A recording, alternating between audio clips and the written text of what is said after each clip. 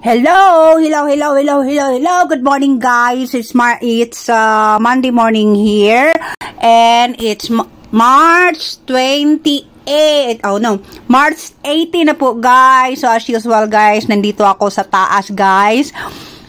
Ako na lang time lapse ng akong video, guys, para dili tayo mataas, no? So nang limpyo jud ko finally diri sa taas, kay nanglan na jud ko magmap diri sa taas, guys. So I badly needed to give my floor a mop here. So I really have to clean it up here kasi alikabok na po talaga siya, guys. So ayan, as you see, I've been mopping around my floor here in my second floor and here in my jacuzzi area kasi na talaga times 3 na yung level ng alikabok, guys. So bumaba na naman ako. So nababa ko na lang giwash yung map ko. Napaka-busy ko talaga this morning, guys. So, napansin ko kasi pag i-live ko pa, so it will take almost like 2 hours, no? Ang haba-haba. So, I decided to just take a time-lapse na lang para sa akong video this morning. So, ayan, saka pa ako nag-brush ng feet ko, saka pa ako nag-wash ng face after doon sa pag-wake up ko in the morning and after preparing preparing kids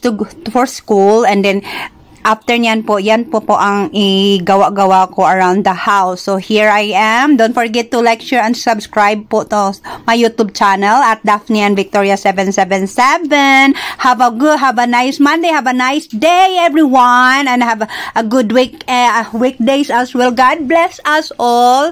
And to all my viewers, thank you so much for viewing my YouTube channel. And thank you also for subscribing.